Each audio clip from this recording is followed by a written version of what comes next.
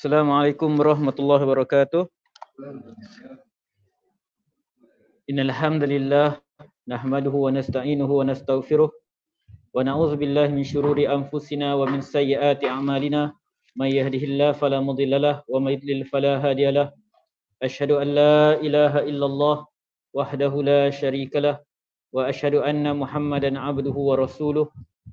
Amma ba'du. Alhamdulillah, kita panjatkan syukur pada Allah Subhanahu wa taala kita dapat menyambung pengajian kita daripada kitab ringkasan Riyadhus Salihin.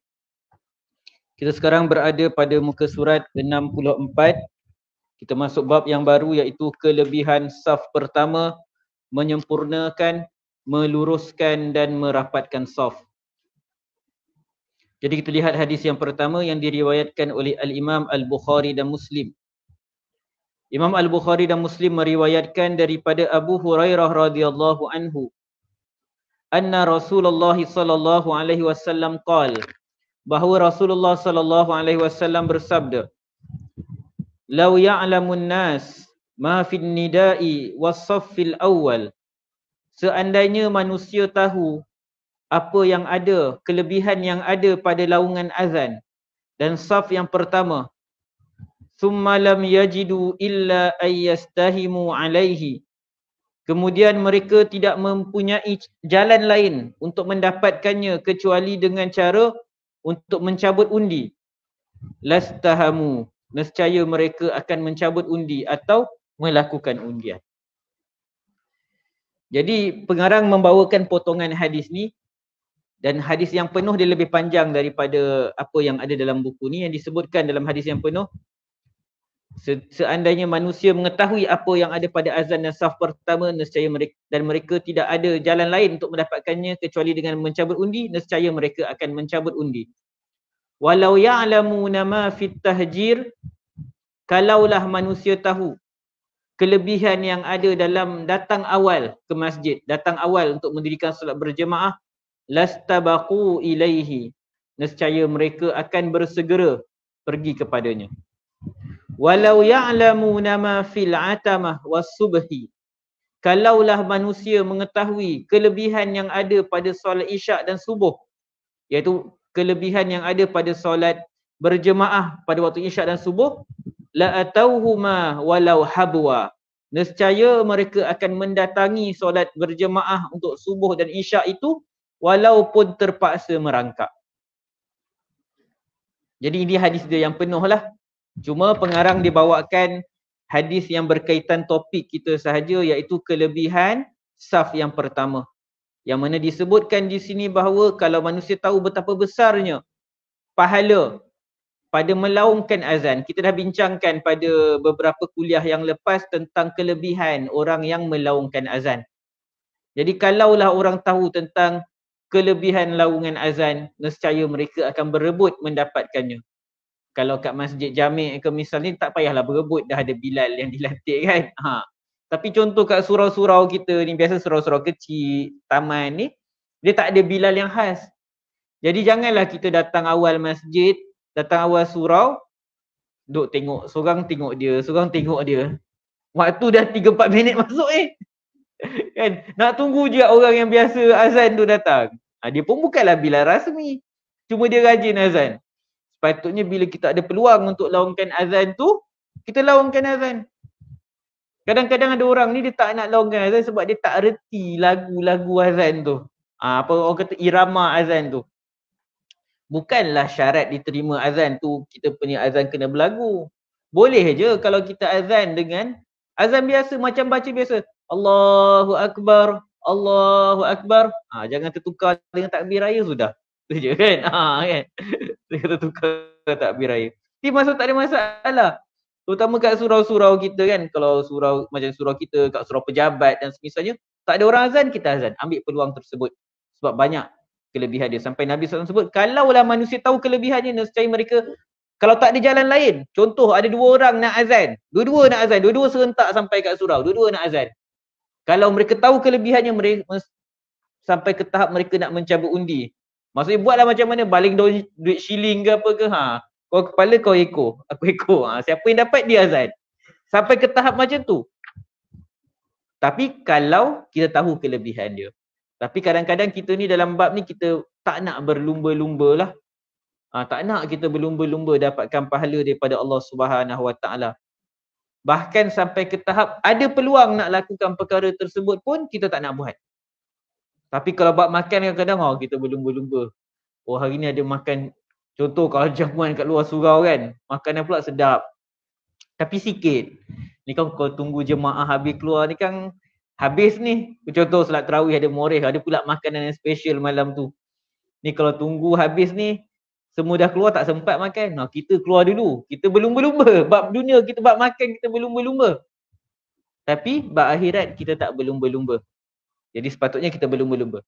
Kata Nabi SAW, kalau manusia tahu apa yang ada pada saf yang pertama tu, begitu jugalah mereka akan berlumba-lumba. Mereka sampai sanggup untuk mencabut undi semata-mata nak mendapatkan saf yang pertama tersebut. Jadi dia bukan sekadar mengetahui sebenarnya. Sebaliknya ada semangat untuk mendapatkan saf pertama tu. Ramailah, dah banyak dah ustaz cerita tentang hadis-hadis Nabi SAW berkaitan kelebihan saf yang hadapan. Tapi kita tahulah hakikat macam mana kalau solat berjemaah. Kita tak payah bercakap tentang orang yang mungkin datang solat berjemaah setahun sekali waktu solat raya ni. Seminggu sekali tu pun solat jemaah Jumaat pun orang macam tu. Kadang-kadang kita sampai lewat, nampak macam dah penuh dah. Nak masuk kat dewan solat utama tu tak boleh, solat kat luar dah penuh. Tapi bila iqamah je, terpaksa lama nak start solat tu sebab nak penuhkan dulu. Maksudnya bahagian dalam tu masih banyak ruang kosong. Semua berebut-rebut nak duduk kat pintu belakang supaya senang keluar kan. Jadi macam itu yang berlaku. Manusia tak nampak kelebihan yang ada pada saf yang pertama. Jadi ini menunjukkan galakan untuk kita memenuhkan saf yang pertama. Jadi dalam bab kita menyempurnakan saf ketika solat berjemaah ni ada beberapa perkara. Apa maksud saf yang sempurna? Maka salah satunya saf yang sempurna ketika solat berjemaah ialah kita penuhkan saf yang pertama, saf yang awal. Selagi mana mampu, kita masuk saf yang pertama tadi. Tapi bukannya maksud kita sempitkan sampai dah tak ada ruang dah. Kita pernah solat berjemaah dulu kan, terasa dah penuh dah kat ruang, kita adalah sikit je. Tapi tak muat lah sebenarnya untuk orang masuk. Tapi ada orang tu mungkin dia terlebih bersemangat, dia masuk juga. Kita kata Allahu Akbar, dia masuk pula. Ruang tepinya sempit, dah satu saf tu semua sempit. Nak angkat takbir tu pun dah macam perempuan ke takbir, macam malu-malu. Sempit sangat. Bila nak duduk tasyahud tu lagilah sempit jadinya. Jadi maksud kita memenuhkan saf pertama, mengutamakan saf pertama ni, maksudnya bila berkesempatan lah masih ada ruang. Dan kalau kita nak saf pertama, kita datang awal ke masjid. Kita datang awal ke masjid. Jadi dalam hadis ni juga menunjukkan bahawa tidak digalakkan untuk kita mengutamakan orang lain dalam bab ibadah. Para ulama, misalnya ulama dalam mazhab Syafi'i, Imam As-Suyuti dalam Al-Ashbah wan Nazair, dia menyatakan ithar, iaitu mengutamakan orang lain dalam bab mendekatkan diri kepada Allah Subhanahu Wa Taala adalah makruh. Adapun dalam perkara selain daripada ibadah, mendekatkan diri pada Allah adalah disukai. Misalnya, kalau apa benda yang selain daripada mendekatkan diri pada Allah, dalam bab-bab keduniaan, bab makan, minum, misalnya kita dekat tengah makan berjemaah ramai-ramai. Mungkin lauk terhad, kita suka ayam goreng, kawan kita pun suka ayam goreng. Tapi dalam pinggan tu ada satu ketul je ayam goreng. Siapa nak ambil dulu? Kalau kita ambil dulu, siapa dulu, siapa cepat dia dapat lah. Tapi dalam bab dunia kita digalakkan mendahulukan orang lain. Tak apalah, kau ambil lah, kau suka ayam goreng. Walaupun kita nak juga benda tu. Tapi dalam bab dunia kita digalakkan macam tu. Tetapi dalam bab ibadah, misal paling mudah memenuhkan saf ni lah. Memenuhkan saf ni dimakruhkan untuk kita bagi peluang kat orang lain. Kan biasa macam tu. Saf depan kosong, kat belakang, kat saf belakang tu ada orang. Dipersilakan, kan? Padahal boleh je bergerak ke depan. Sampai ke tahap macam tu, kita tak nak kejar pahala Allah Subhanahu Wa Taala sediakan untuk kita. Dalam surah Al-Hasyr ayat 9, Allah Subhanahu Wa Taala cerita tentang golongan-golongan Ansar. nak cerita tentang bab mengutamakan orang lain dalam bab keduniaan ni, dalam Quran diberikan contoh macam mana golongan Ansar mereka memberikan keutamaan kepada golongan Muhajirin. Dalam surah Al-Hasyr ayat 9 disebutkan wa yu'thiruna ala anfusihim. Mereka mengutamakan orang-orang Muhajirin itu berbanding diri mereka sendiri. Walau kana bihim khasasah. Walaupun mereka pun nak, mereka pun perlukan juga benda yang mereka berikan kepada orang Muhajirin. Kita tahu macam mana orang Ansar bila orang Muhajirin berhijrah ke Madinah, mereka bagi macam-macam. Perkara-perkara yang mereka pun nak, tapi mereka korbankan untuk bagi kepada saudara mereka. Tapi dalam bab ibadah, makruh kita lakukan perkara tersebut. Al-Imam Izzuddin Abdul Salam berkata, tidak ada ithar, tidak ada mengutamakan orang lain dalam bab mendekatkan diri kepada Allah Subhanahu Wa Taala. Tidak ada ithar dalam menggunakan air untuk bersuci. Misalnya dekat bekalan air terputus. Kat rumah kita bekalan air terputus. Adalah air yang boleh digunakan untuk bersuci. Mungkin ada 1 botol air mineral. Tapi masalah kat rumah tu ramai nak ambil wuduk. Jadi disebutkan di sini, tak boleh kita saja-saja pergi utamakan orang lain. Tak apalah awak ambil lah wuduk guna air, saya tayamum. Tak. Bila kita ada air tu, kita yang guna dulu. Dalam bab ibadah, kita yang guna dulu untuk kita berwuduk. Cuma beragak-agak lah. Maksudnya kalau air tu cukup untuk semua, kalau dengan cara semua orang hanya basuh yang wajib, jadi buat macam tu je lah. Tapi tak boleh dia kata, tak apalah awak lah guna air, saya tayamum. Tak. Dalam bab ibadah, kita utamakan diri kita sendiri. Begitu juga dalam bab menutup aurat. Imam Izzuddin Abdul Salam berkata dalam bab menutup aurat. Contoh misalnya kalau ada orang tu, contoh seorang perempuan mungkin mereka susah. Ada satu pakaian untuk menutup aurat. Mereka kongsi. Jadi sekarang siapa yang nak pakai? Tak boleh dia kata, tak apalah awak lah tutup aurat, saya tak payah tutup aurat. Tak boleh macam tu. Dalam bab mentaati Allah, kita kena utamakan diri sendiri. Begitu jugalah dalam memenuhkan saf awal. Kerana memenuhkan saf awal itu adalah ibadah kepada Allah Subhanahu Wa Taala. Adalah ibadah kepada Allah Subhanahu Wa Taala. Jadi sebab kalau kita mengutamakan orang lain dalam mengagungkan Allah Subhanahu Wa Taala, maka dia seolah-olah telah meninggalkan perbuatan dia mengagungkan Allah. Kita yang sepatutnya membesarkan Allah. Kenapa kita bagi peluang dekat orang lain? Jadi ini dalam bab ibadah lah. Tapi dalam bab-bab lain kita digalakkan. Cuma adalah keadaan tertentu yang mungkin untuk maslahah perlulah diutamakan orang lain. Misalnya nanti kita akan bincangkan dekat belakang imam siapa yang patut duduk. Memang saf yang elok ni yang makin dekat dengan imam makinlah utama. Tapi yang belakang imam ni Nabi SAW suruh orang yang macam mana? Sebab orang yang duduk belakang imam ni ada fungsi dia untuk bantu imam, tolong imam kalau imam terbatal, terlupa dan semisalnya. Jadi biarlah yang kat belakang imam tu orang yang layak selayaknya.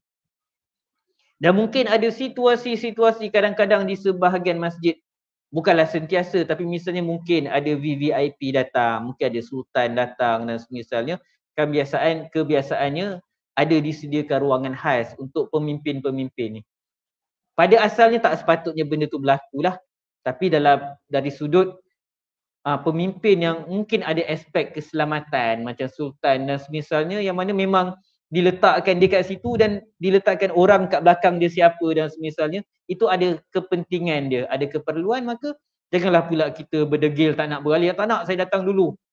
Dah letak dah tu itu sejadah tu sultan, kita juga duduk. Jangan macam tu. Itu akan menimbulkan suasana yang tak elok lah dekat masjid. Cuma pihak masjid surau pun kena beragak-agak lah. Maksudnya sekadar keperluan. Jangan sampai AJK pengerusi bendahari semua ada tempat khas. Siap ada label lagi. Orang lain tak boleh duduk situ. Tak boleh macam tu. Maksudnya sekadar ada keperluan. Sebab pada asalnya saf ni dia dimiliki oleh siapa yang datang dulu kat tempat tersebut. Jadi jangan kita memandai-mandai mengkhususkan satu tempat. Sebab Nabi SAW larang. Kita solat kat masjid dilarang kita menjadikan satu tempat tu macam tempat khas untuk kita. Tak dibenarkan, tak digalakkan perbuatan tersebut. Sampai orang nampak, kalau tiang saf ni, ni dia punya. Tak digalakkan macam tu. Kat rumah kita tak apa. Dekat rumah kita digalakkan ada satu tempat khas untuk kita beribadah. Tapi kat masjid bukan, sebab masjid tempat umum, masyarakat umum. Jadi kita digalakkan untuk berubah-ubah tempat kita waktu solat kat masjid tu. Jangan ada satu tempat khas. Jadi kadang-kadang bila kita contoh bila bulan Ramadan kan, adalah kita baca kadang macam benda tak masuk akal pun, ada orang kata jemaah-jemaah luar ni kau datang kat tempat orang beradab lah sikit gitu kan. Kenapa? Saf-saf depan ni dah ada tuan punya. Macam tu pula dia kata. Jadi jemaah-jemaah luar yang musafir yang bukan anak kariah ni duduk, kalau nak saf depan tu duduk ujung-ujung. Tak apa saf belakang. Saya kata tak kena macam ni. Nak dapat saf depan duduk awal, datang awal. Jangan macam tu. Tapi alhamdulillah kebanyakan masjid bukan macam tu lah. Yang biasa orang reserve yang belakang imam tu kan, untuk pegawai syarak, bilal dan semisalnya. Yang tu tak ada masalah lah, sebab tu ada keperluan. Kita masuk hadis yang kedua. Al-Imam Al-Bukhari meriwayatkan daripada Anas bin Malik radhiyallahu anhu, dia berkata, Rasulullah sallallahu alaihi wasallam. Rasulullah SAW bersabda, "Sawwu sufufakum." Luruskanlah saf-saf kamu. Fa inna tasfiyatas saffi min tamamis salah. Sesungguhnya lurusnya saf itu termasuk daripada kesempurnaan solat. Jadi hadis yang kedua ni menunjukkan perkara yang kedua dalam berkaitan saf solat jemaah. Yang pertama tadi kita kata penuhkan saf yang hadapan, saf yang pertama tadi. Yang kedua, diluruskan saf-saf. Diluruskan. Maksud diluruskan saf ni ialah tak ada yang terke hadapan, tak ada yang terke belakang.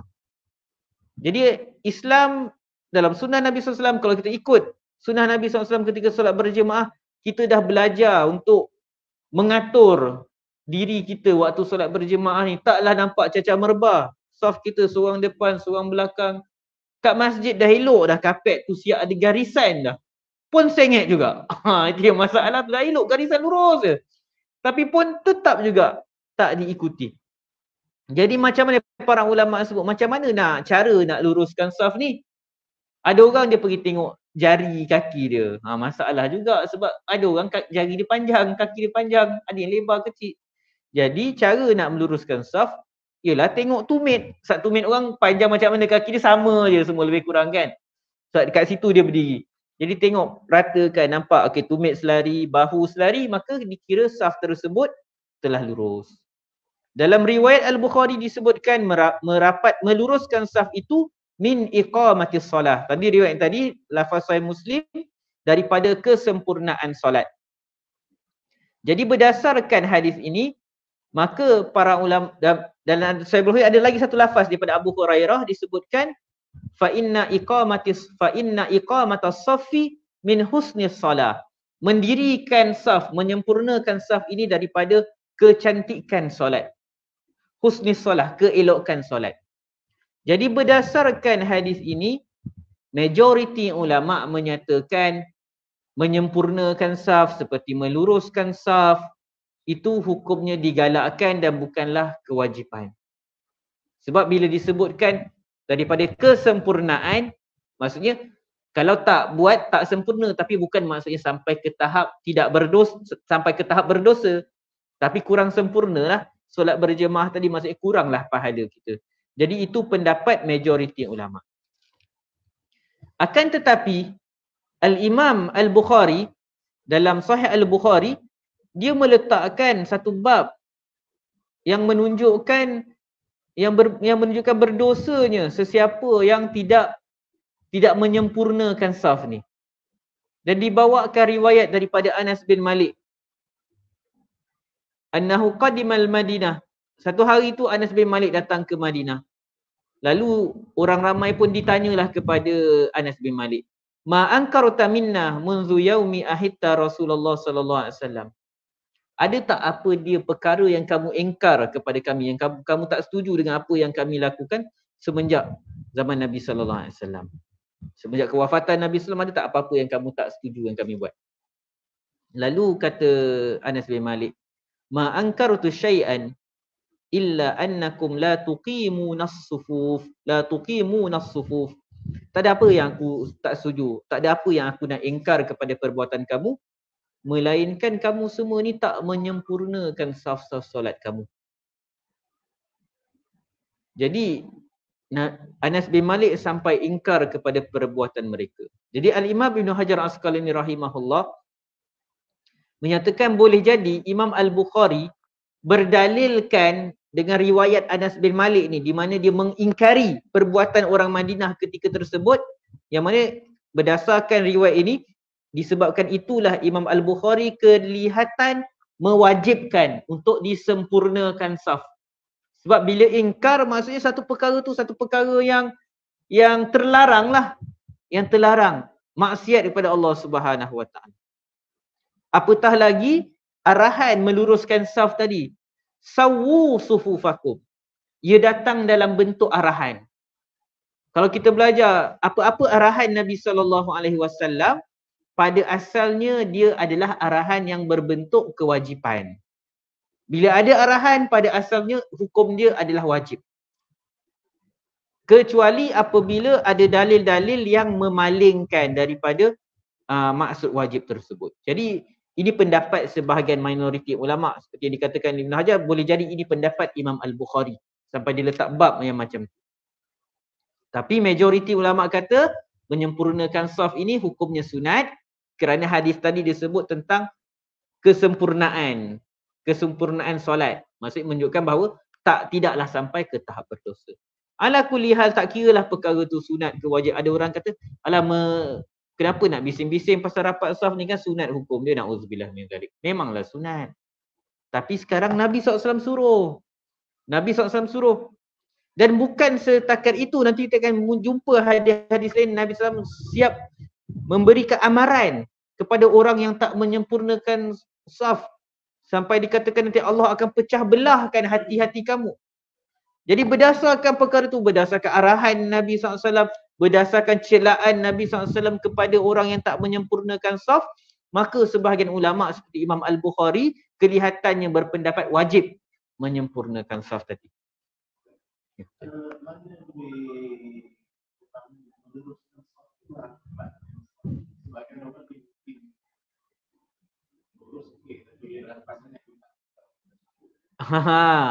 Bila dia sebab kesempurnaan saf ni, dia pertama berkaitan penuhkan saf hadapan, kedua rapatkan saf, ketiga luruskan saf. Semua tu termasuk dalam saf yang sempurna. Jadi kalau ada orang dia hanya luruskan tapi dia tak rapatkan saf, maka pastilah pahala kesempurnaan saf dia tak sama macam orang yang lurus dan rapat. Jadi pahala dia kurang lah. Pahala pada saf dia kurang sebab ada aspek yang dia tak sempurnakan, tak dirapatkan saf tu. Ramai orang dia rasa tak nak rapatkan saf tu. Jadi kita akan tengok apa maksud merapatkan saf ni. Adakah memang kena macam sampai terhimpit orang waktu solat? Kita akan tengok ada hadis yang berkaitan bab ni. Kita lihat hadis yang ketiga. Imam Muslim meriwayatkan daripada Jabir bin Samurah radhiyallahu anhuma, beliau berkata, kharaja alaina Rasulullah sallallahu alaihi wasallam. Dia kata Nabi sallallahu alaihi wasallam keluar kepada kami. Masa jumpa dengan para sahabat. Lalu kata Nabi sallallahu alaihi wasallam, ala tasuffuna kama tasufful malaikatu 'inda rabbiha. Kenapakah kamu ini tidak mahu berbaris atau membuat saf sebagaimana para malaikat berbaris membuat saf di hadapan Tuhan mereka? Fakulna, maka para sahabat kata, ya Rasulullah, wahai Rasulullah, wa kaifa tasufful malaikatu 'inda rabbiha? Macam mana para malaikat membuat safnya di hadapan Tuhannya? Maka kata Nabi SAW, yutimmuna as-sufufal awwal. Mereka yutimmuna as-sufufal awwal. Yutimmuna as-sufufal awwal. Mereka menyempurnakan saf yang pertama. Wa yatarassuna fis saffi, dan mereka akan merapatkan saf. Tarasu tu maksudnya merapatkan. Jadi saf malaikat mereka sempurnakan dulu saf yang depan, baru mereka buat saf yang baru, kemudian antara satu sama lain tu rapat. Antara satu sama lain tu rapat. Jadi disuruh untuk kita penuhkan saf dan rapatkan saf. Tadi hadis tadi sebut meluruskan saf. Jadi ini aspek yang penting berkaitan menyempurnakan saf ketika solat. Jadi kata Al-Imam An-Nawawi rahimahullah, pada hadis ini terdapat arahan untuk menyempurnakan saf yang awal dan merapatkannya ketika mendirikan solat. Yang dimaksudkan dengan menyempurnakan saf-saf yang awal ialah dengan menyempurnakan yang saf yang pertama, kemudian tidak dibuat saf yang baru kecuali apabila telah sempurna, telah penuh saf yang di hadapan tersebut. Jadi ini adalah perkara yang penting. Kadang-kadang ada orang dia malas nak pergi. Kalau ustaz masjid tu besar, ustaz jauh. Contoh pergi masjid Shah Alam tu kan. Kita datang daripada pintu belakang. Saf pertama tu tak penuh lagi tapi kat ujung ada kosong, kiri atau kanan. Oh penat nak jalan buat saf baru. Tak boleh macam tu. Sah, solat kita sah. Cuma kuranglah pahala kita. Bahkan ada hadis Nabi SAW larang kita bersolat sendirian kat belakang dalam keadaan saf di hadapan masih belum penuh lagi. Jadi jangan buat macam tu. Cubalah ke hadapan. Kecuali kalau saf tu memang dah penuh ataupun kita datang dalam keadaan misalnya imam tengah tasyahud akhir.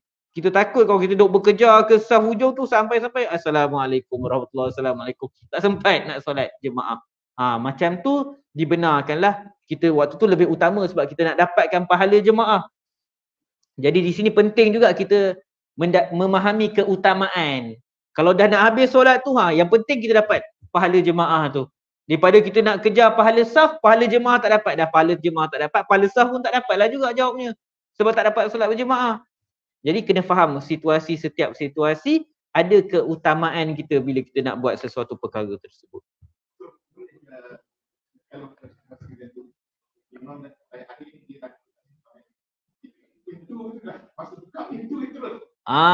Boleh atau tidak? Kalau ditanya boleh ke tidak, sahlah solat dia dan dapat pahala jemaah. Dan pernahlah berlaku di zaman Nabi SAW ni, ada makmum ni dia datang lewat. Tapi dia bukan setakat dia solat kat situ. Dia sambil solat tu, dia angkat takbir sambil tu dia bergerak ke depan. Jadi tak dibenarkanlah perbuatan tersebut. Tak digalakkanlah. Dan kita bila datang solat ni pun kita tak digalakkan untuk kita dalam keadaan tergesa-gesa. Cuma sebagian ulama dia bagi pengecualian kalau macam dalam situasi tadilah, bila nampak imam dah nak tasyahud akhir, takut tak sempat solat berjemaah, maka dibolehkan kita percepatkan langkah kita. Tapi kalau kita takut tak sempat, lalu kita duduk kat saf belakang, boleh, tak ada masalah. Terutama kalau masjid besar kan, kita kalau ke depan, alamak, dah habis pula solat. Jadi dibenarkanlah perkara tersebut. Terutama bila tasyahud akhir lah, kita takut tak sempat, dibenarkan. Kadang-kadang di masjid, saf kami kita perlu tengok ada orang dekat saf kedua tapi dia start dengan tepi.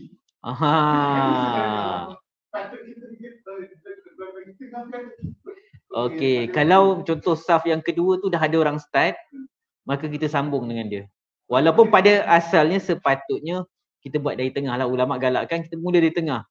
Tapi ialah kalau dah dia terbuat dia pergi ke kanan ke kiri, jadi kita sambung. Sebab kalau kita nampak dia buat kat kanan, tapi kita tak sambung, kita pergi berdiri pula kat tengah, maka jadi akhirnya saf kedua tu tak bersambung lah jadinya. Terputus saf dia.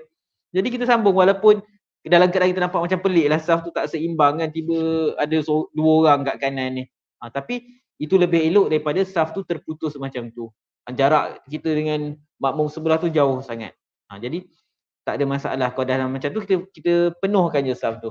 Tak payah fikir kenapa dia tak seimbang ke apa dan misalnya untuk saf tersebut. Okay, jelas lah?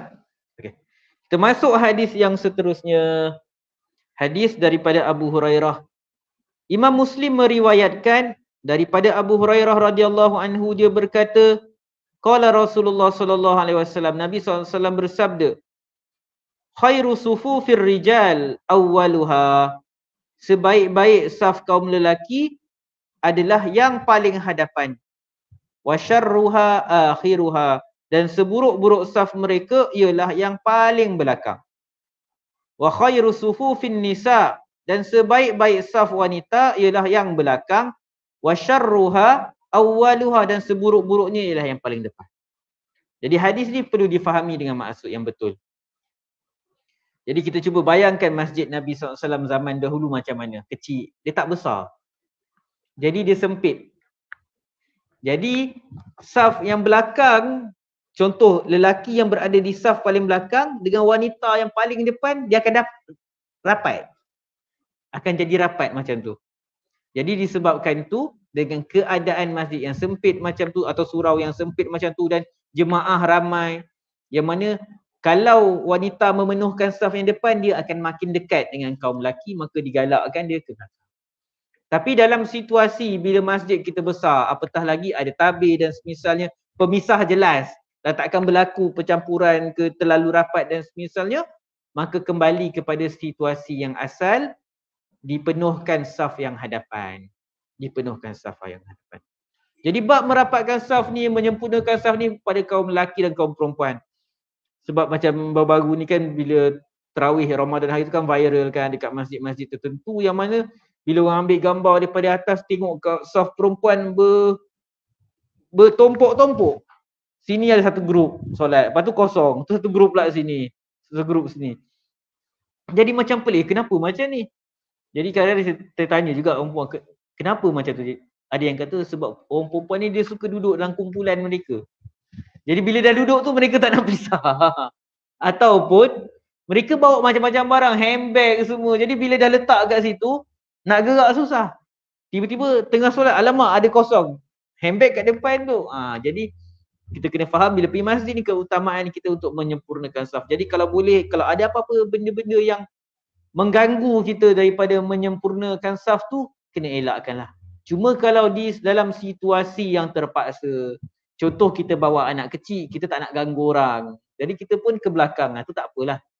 Kalau tinggalkan anak kat belakang pula, masalah lain pula kan, dia kacau orang pula, satu masalah juga.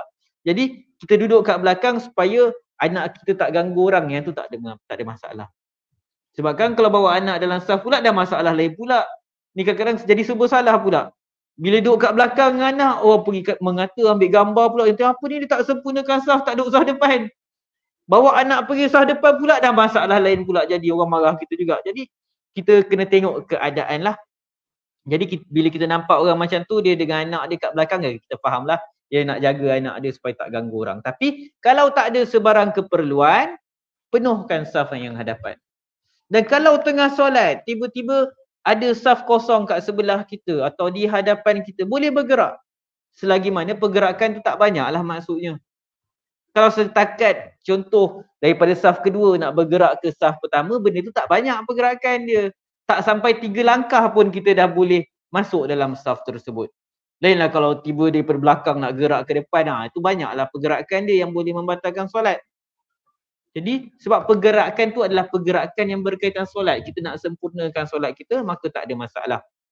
Contoh kalau kita solat, tiba-tiba kawan kita sebelah terbatal.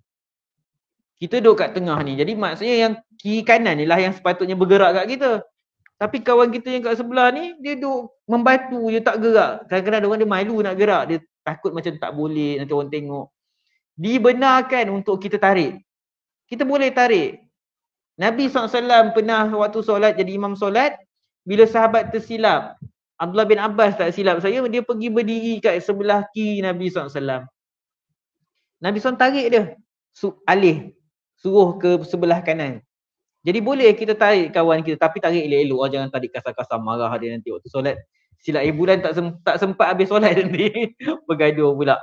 Jadi kadang-kadang ada orang ni, waktu solat ni pun dia tak dapat nak kawal kemarahan dia, benda-benda macam tu. Jadi kita kena berhati-hati jugalah dengan cara yang elok, tarik perlahan-lahan. Kadang-kadang sekadar macam tarik sikit, macam bagi isyarat kepada dia untuk dia rapatkan saf dengan kita. Kita masuk hadis yang seterusnya. Nanti kesimpulan berkaitan saf ni kita akan masuk lepas semua hadis ni. Sebab kita habiskan selesai baca hadis, lepas tu kita simpulkan terus. Imam Muslim meriwayatkan daripada Abu Sa'id Al-Khudri radhiyallahu anhu, anna Rasulullah sallallahu alaihi wasallam ra'a fi ashabihi ta'akhuran. Nabi SAW tengok di kalangan sahabatnya ada yang terkebelakang safnya. Maksudnya tak lurus saf tu. Ada yang terkebelakang.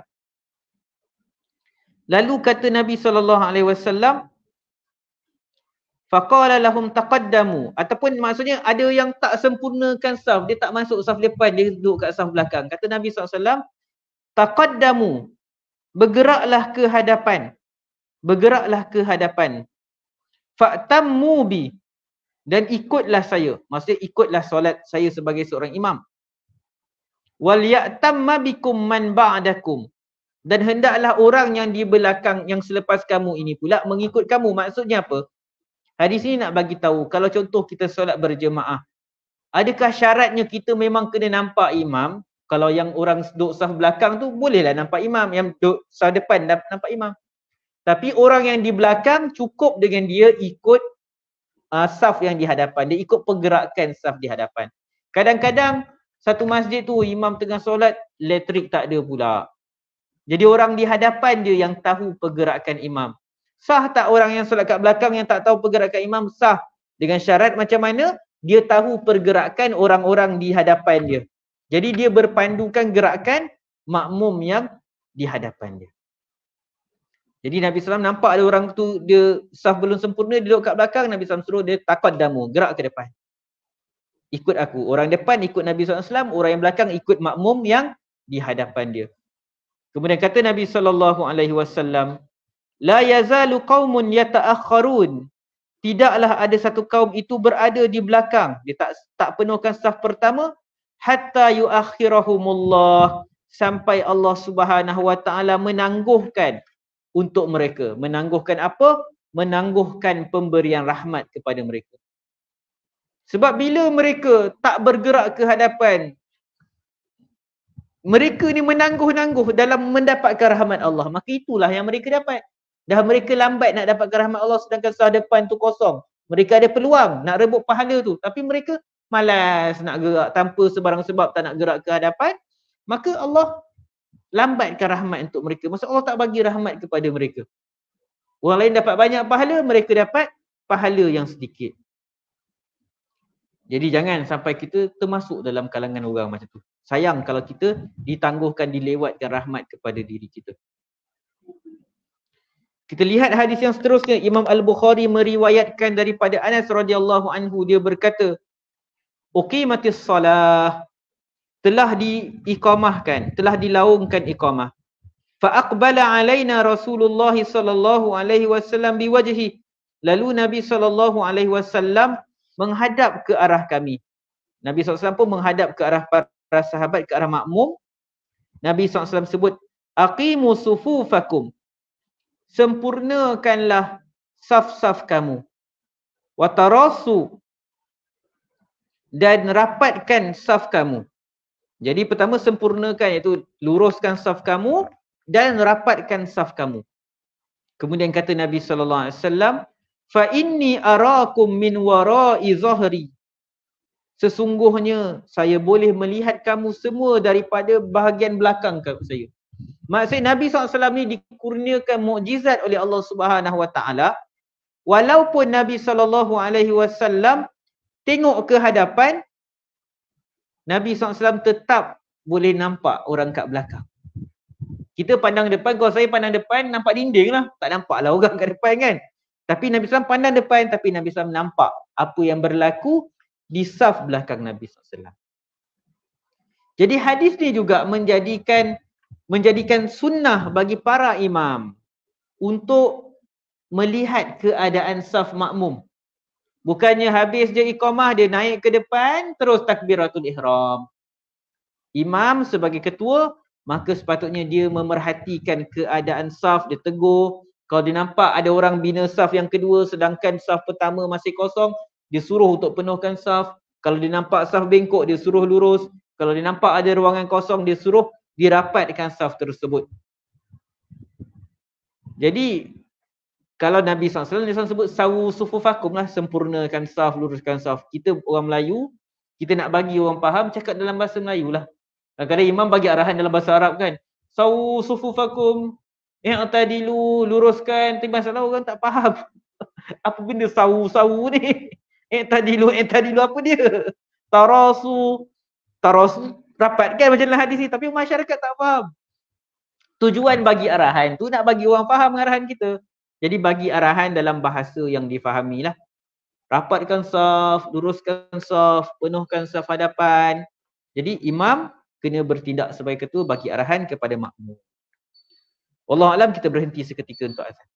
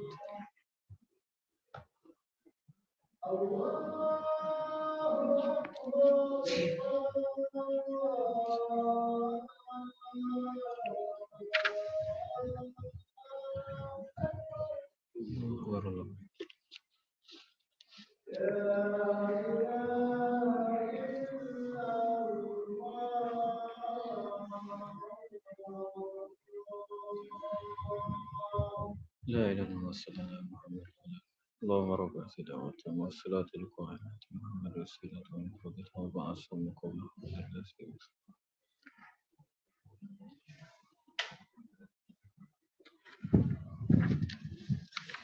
Bismillahirrahmanirrahim. Kita masuk hadis yang seterusnya. Masih lagi menceritakan tindakan Nabi SAW sebagai imam yang membetulkan saf makmum. Imam Muslim meriwayatkan daripada Abu Mas'ud radhiyallahu anhu, beliau berkata, "Kana Rasulullah sallallahu alaihi wasallam yamsahu manakibana fi shalah." Nabi sallallahu alaihi wasallam mengusap atau menyentuh bahu-bahu kami ketika solat. Masih waktu nak solat tu Nabi SAW pegang bahu para makmum ni. Tujuan dia apa? Nak betulkan saf, nak bagi lurus. Sambil tu Nabi SAW berkata, "Istawu." Luruskanlah saf, istawu. Maksudnya samakan saf, luruskan saf. Wala takhtalifu. Janganlah kamu saling berselisih. Maksudnya bila tak lurus tu, bengkok berselisih lah. Berbeza. Janganlah kamu saling berbeza. Seorang ke depan, seorang ke belakang. Pastikan lurus. Fatakhtalifa qulubukum. Kata Nabi SAW, luruskan saf, jangan kamu saling berselisih, saling berbeza.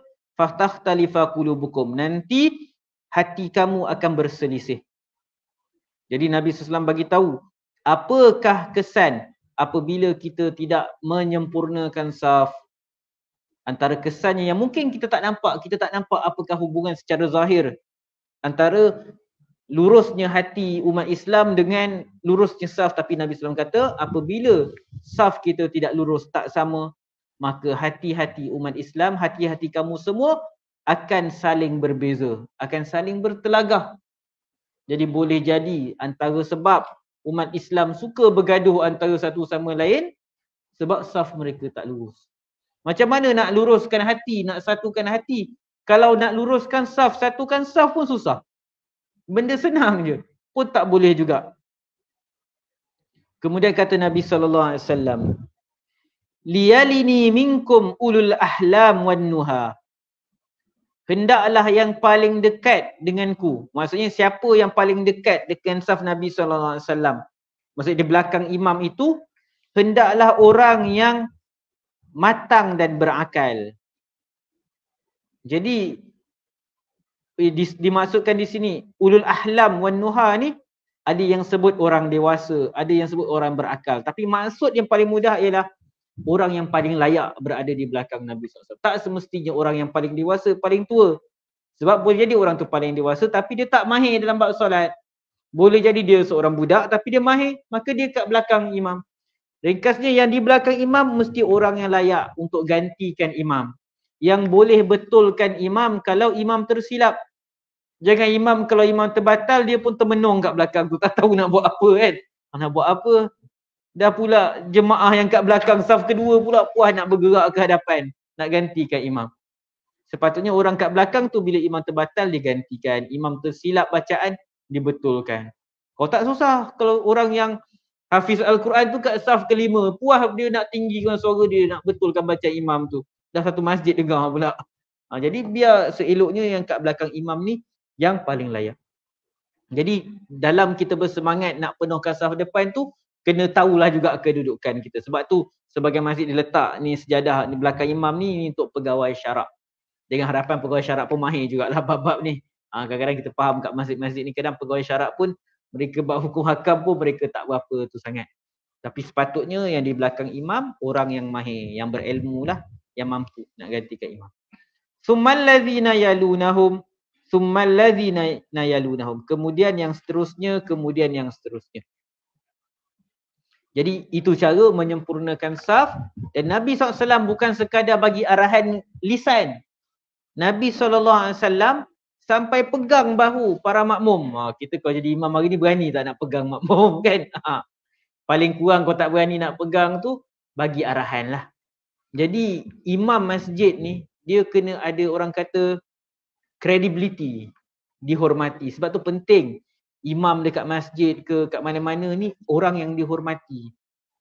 Kita bagi kepada orang yang tak dihormati, maka kadang-kadang orang tak nak dengar cakap dia. Macam saya solat kat satu masjid kat Gombak tu, imam dia senior. Dia biasa orang yang dihormati ni orang-orang senior lah. Bacaan dia elok dan dia senior. Jadi bila dia bercakap tu, orang dengar pun terus okey, terus dapatkan saf. Ada satu kat masjid tu lah, lama imam tu tunggu lepas iqamah. Dia kata dapatkan saf, dia berdiri tengok je. Okay, semua kawan-kawan semua cepat dapatkan saf. Dia tengok je. Tapi sebab dia berumur kan, janggut dia dah putih. Jadi bila dia sebut dengan suara dia yang garau tu, semua patuhlah macam komander tentera. Dia kalau budak-budak tahfiz yang bagi arahan tu mungkin pakcik-pakcik tu susah sikit nak ikut. Jadi kena bagi orang yang berkredibiliti lah, dihormati. Dan kita sebagai makmum, janganlah tengok imam tu muda ke siapa dia, bila dia suruh rapatkan saf tu ikut arahan dia. Jadi dalam solat berjemaah tu dia mengajar kita adab dalam berorganisasi. Siapa pun yang pimpin kita, tak kira budak-budak ke, orang tua ke, pendidikan dia macam mana ke, kedudukan dia dalam sosial masyarakat macam mana ke, dia adalah pemimpin dalam solat berjemaah dan kita kena patuh arahan dia.